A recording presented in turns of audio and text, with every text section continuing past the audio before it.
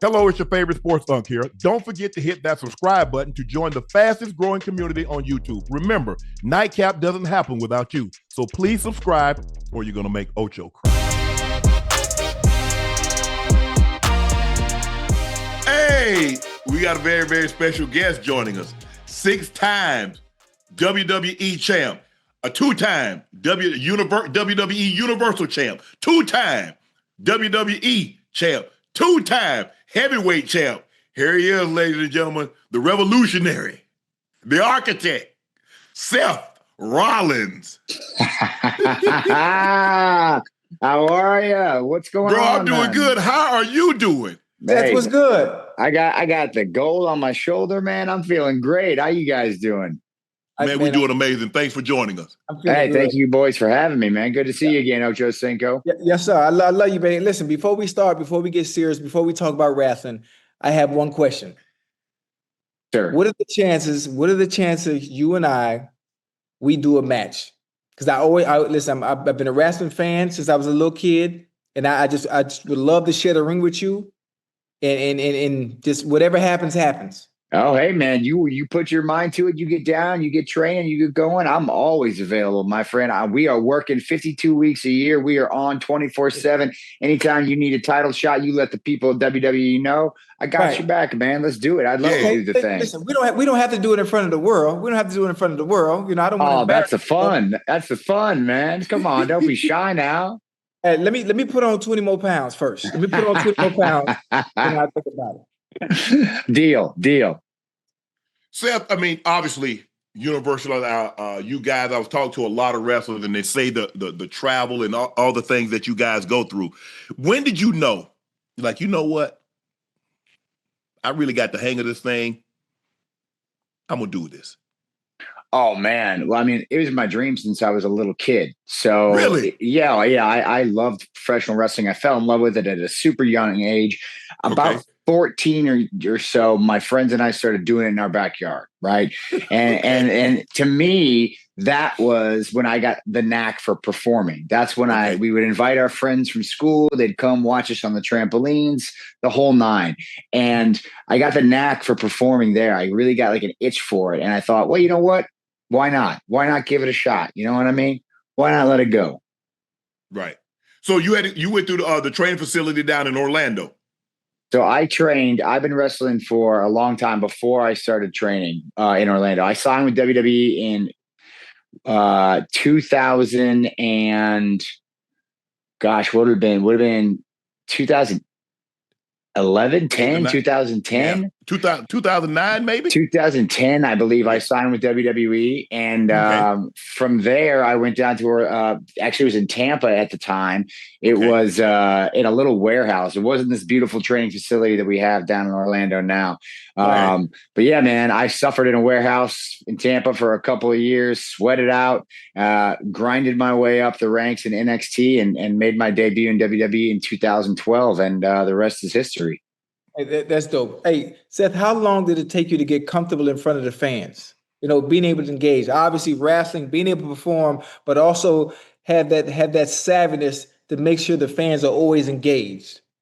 I mean, it's such a work in progress, man. You know, I said I got the knack for it when I was really young, and then you learn and you get a little bit better each time you go out there, you know, and then everything starts to slow down. You know how it is when you're playing football, right? The more reps you get, and the more time you get against these defenses, everything just slows down. It feels like you're moving at warp speed and they're moving in slow motion, you know? And that's sort of what it felt like for me. Gosh, I suppose I really hit like a flow state, probably like a decade in, maybe I would say, like 10 years into doing this thing. And then, and every year since then, it's just kind of gotten better and better and better.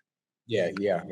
We had your boss on Triple H, and he was telling us that wrestling is one aspect of it, but you got to be really good with this thing in your hand because you got to get the fans. You got to win the fans over. You got to make the fans have a vested interest in you.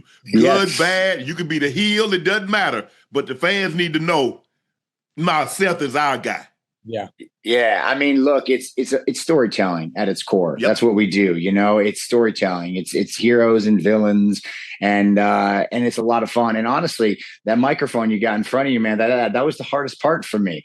That was the part that it took. Yeah, it took me the longest time to figure out how to feel comfortable holding the microphone, standing out there. I mean, it is not an easy thing to stand in front of 10, 15, 20,000 people live in front of millions on television by yourself with a microphone and keep people captivated and interested. That is a hard task. And I would say there are less than 20 guys in our industry that can do that well. Right now, all time, that number expands a little bit, but it is a small percentage. And in my opinion, it is what separates the good ones from the great ones. Yep. And speaking of being in front of 15, 20,000, having the mic, when it comes to whatever you're going to say, has there ever been a time where you had to just go from the top of the head because you forgot exactly what your lines might have been at that time? So the thing about pro wrestling is that it's not fully scripted. It's this amazing interplay that you get with a live audience. And so there are bullet points and there's ideas and there are major plots that you want to kind of weave through your story, but you don't know what the live crowd's going to give you. A prime example of that, this past Monday on Netflix, I'm in the ring. It's my wife and myself. We're setting up for this big match at WrestlePalooza coming up this Saturday in Indy, which I'm sure we'll get to talk about. But I'm in the ring, CM Punk, his wife, AJ Lee on the other side of the ring. But the crowd in Springfield, Massachusetts was going nuts. They were chanting all sorts of wacky, anything you could think of. They were chanting constipated at one point, constipated. And then that's a real thing. And you have to react to stuff like that in real time. So you've got to be able to flow. You can't just stick to what you've got if it's not working, or if they want to take you in a different direction. That's the magic of it, man. That's the fun of it. And so you just go along with it. You're right, because he's full of what if you think he gonna beat me. He is absolutely constipated. See, you get it. You understand. You got it, man. You got a knack for it. Absolutely. So let me ask you, what exactly is WrestlePalooza? So WrestlePalooza is going to be our first essentially pay-per-view, or what we call premium live events, in our partnership with ES. Okay.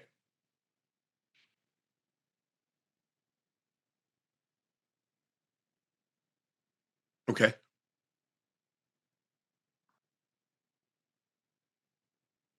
On it. We're launching one right now, September 20th, Saturday, this coming Saturday, from Indianapolis, Indiana. And it's going to be our first major live event, premium live event on the ESPN app. And so we're pretty stoked on it. It's going to be huge. We got, I mentioned the tag team match of myself and my wife against CM Punk and his wife. You got Brock Lesnar versus John Cena. You got Cody Rhodes versus Drew McIntyre. You've got a hell of a card going into this first one. So it's going to be a banger, man. I like it. So SummerSlam, WrestlePalooza so the only thing different between WrestlePalooza is that this is a pay-per-view. Other than that, SummerSlam, WrestleMania, all those are really the same thing, but WrestlePalooza, this is the first pay-per-view thing that's going to be on your new partner with ESPN. Exactly. It's just like WrestleMania. It's just like SummerSlam. We just did Clash in Paris not long ago. It's just like that. We've been partners with Peacock for the past 5 years. They've been incredible partners in our pay-per-view streaming service, but we're moving to ESPN, and this is the inaugural pay-per-view premium live event for WWE crossover with ESPN. How much longer, Seth? How much longer do you want to do this? You're going to go until, because, look, there's no old timers league in wrestling. Once it's done, it's done. And then you go off with the wife, and I don't know if you have kids, and then you do what you do. So how much longer? Because even though, look, we know it's entertainment, it's scripted, you still take those falls. You fall a story. You still get flipped out of the ring and land on pavement. You landed on chairs. So that's a toll on your body. We had Shawn Michaels. We had Shawn Michaels on it. We had The Undertaker on. And I've done Ric Flair, and I've talked to John Cena. And it is a toll on your body. Those flips after 10, 15, 20 years, they start to accumulate, Seth. Yeah, man. I've been at it for 22 years now. I started in 2000 3. And so I've been at it for 22 years. I've wrestled over 2,000 matches. And you're right, it takes its toll. Fortunately, I think our generation, we have a lot more information available to us as far as prehab and rehab and recovery and what it takes to keep ourselves in shape athletically. And so we have an advantage in that regard, I think, a little bit. So, I'm almost 40 years old right now. Like I said, I've been doing it for 22 years. I don't know, man. I think the nice thing about our industry is it's an entertainment, right? So you can do this for a little bit longer than your body might allow you to, there are ways around.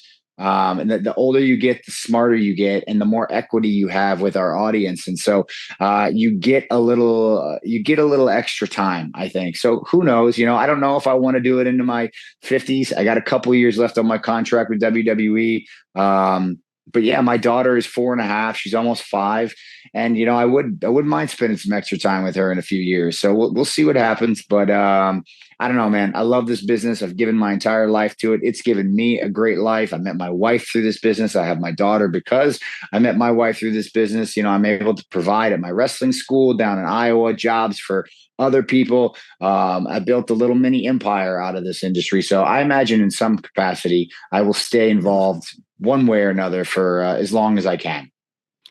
As you mentioned, you guys know more, and it seems like every generation, no matter what particular sport, guys have a little bit more knowledge. They're able to play a little bit longer. The nutrition, the training, the things of that nature, the physios to put the body back together. Talking to Rick said there's sometimes he would be wrestling 3-4 matches in a day. Yeah. And, he was on the road 310 days a year. And, that's over. And it wasn't like it is now. So he came up in the old era. And so, like you said, more now. You're smarter about it. You built up a little bit more equity. You're universally known, where it was regional back then. You had Georgia Championship Wrestling, the Mid-Atlantic. You had the Southwest. You had the Midwest. You had the NWA, the AWA, the AWA. You had all these. It was so regional. It was hard to branch out, but now what your former boss, Vince McMahon, was able to do, he was able to put everything up under one umbrella and make it universal. And so now you guys are rock stars. You, like you said in Paris, you can go anywhere. You go anywhere in the country, and they know who Seth Rollins is. Yeah, man. WWE is a global brand. You hit the nail on the head. We just announced. Not even a week ago, we're doing WrestleMania. Yep. Exactly. We're going to Riyadh in 2027. Yep. So that'll be our first. It's amazing. We've had a partnership with the Athletic Commission there in Saudi for the last 6 years, and this is a continuation of that. But we've been holding these pay-per-views and premium live events internationally now, really heavy for the last few years. And it's really incredible to see the response. Like I said, we were just in Paris. We've done Scotland and England. I think we're going back to Italy next year to do a premium live event. We're heading down to Perth, Australia to do another big event here in October. WWE is absolutely a global brand. Anywhere we go on the planet, we are some of the most recognizable athletes because we're on TV as well with this, right here. We ain't got the helmet, you know what I mean? Yeah, exactly. No face mask. Close up. It's right here all the time. This is where you make your money. So, we're a special breed, man. And we do it, like I said, 365 year round. Rick ain't lying when he says you're on the road 300 days a year. You are traveling, man. My sky miles are through the roof. Yeah. Hey, you get when you and the missus go on vacation. Hey, you like, hey, everything paid for. The hotel is taken care of. The flight is taken care of. We got enough points. We can go eat anywhere we want to, baby. So let your hair down. You know it. So Seth, let me ask you this: when it comes time, and the script is written, and that thing that's across your shoulders is going to have to change hands, how difficult is it for you to can I keep it another week? Can I keep it another month? I love being a champ, right? That's the goal of the business. It's one of those things where, it's not like a Super Bowl trophy where, it's a competitive athletic output that gets you to that point. It's one of those things where when you have this, you are the top guy. You are given the ball. This is your chance to run. It is your industry. And so when you have that title, you take pride in it. And when you get into the business, this is what you want. This is what you work for. This is what you put in the long hours for, the late night workouts, the long drives, all the injuries, everything. This is what you work for. So it's a little bittersweet because on the opposite end of that, there's no better feeling than giving your dance partner an incredible moment. So as many world championships as I've been on this end of, I've given 5 of them away, right? This is my 6th one. So I've given 5 of them away. And every single time it's been an incredible experience for me to give somebody else who's also put in that work, that moment, to see how they can carry the ball. So it's, in some ways, it's the ultimate team sports. Is there a certain number of years that you have to wrestle before you get an opportunity to fight for that? No, man, not at all. It's one of those things where, you know, if you're getting over, as they say in our business, if the people love you, if you're entertaining and the company feels like you can carry the flag, they'll give it to you. You know, they'll give you the ball. And there's a lot that goes into making that decision. Absolutely. But at the end of the day, man, it's you know, longevity and tenure and reliability is part of it. But hey, if you're hot and you're on fire and it feels like you can make a lot of money, it's a business. You're going to get that ball. You better run with it. Hey, you know what I'm thinking about? As busy as your guys' schedule is, as much as you guys are on the road, obviously having a wife and kid, how do you find time to do other things that you might be passionate about outside of wrestling? Or do you even have time to do that? What are some of the things that you enjoy outside of wrestling with the limited time that you do have to enjoy those things? Well, boys, a couple of things that I love. One of them is football. I love football. It's my second passion, man. So this is a great segue from Ochocinco right there for me to tell you that, you know, I've joined the team at NFL Network, Good Morning Football, for the season. And it's something that I've just always wanted to do, to sit down and talk about football. Right. And so I feel like I'm one of those people that if you want to make time for something in life, you will make time for it, you know? And I'm not like a sleep when you're dead dude, but like, you know what I mean? Like, it's one of those things. If you want to do something, you will make time for it. You'll figure out how to make it work. So I got passions in football. So I'm excited to join that squad with Kyle Brandt and those guys for the season, talk about how awful my Bears are all year long. And then on the other side of that, I really love coffee. So I've invested a lot of my time and money in a couple coffee shops that I have in Iowa. We've recently, my wife and I have invested in a coffee shop in Los Angeles called Dayglow. They got a few locations: Chicago, LA, New York. And so coffee, football, wrestling, that's kind of my jam, man. I like it. Well, that's enough to keep you busy because you're on the road 200 plus days a year. Now you got the morning show on NFL Network. That's, you know, until the football season. I'm assuming you're going to be on there until football season's over. Yes, sir. Yeah, I'm there through the Super Bowl. That's dope. And you got your businesses outside, and you got almost a 5-year-old. So you got a lot on your plate, Seth. Yeah, we're doing it, man. But hey, it's cliche, but you only live once, man. You know, get out there and make the best of it. So I feel like I'm a fortunate man to be able to get the opportunity to do all these things, to be a dad, to be a husband, to have a loving family, and to be able to pursue all these adventures and just, you know, see where the chips fall. You know, I'm very lucky to be able to do that. Well, you know, Seth, they say you only live once, and if you do it right, that's plenty. Yes, sir. That's true. Ain't that the truth? Man, thanks for coming on with us. Congratulations on all your success. Stay healthy. Hey, and come back and join us sometime. Dude, I'd love to. Thank you, boys, for having me on. It's always great chatting with you. I appreciate it. WrestlePalooza this Saturday. Get after it on ESPN. Yes, sir. Thank you. Appreciate it. Thank you, Seth. Enjoy. See you, boys.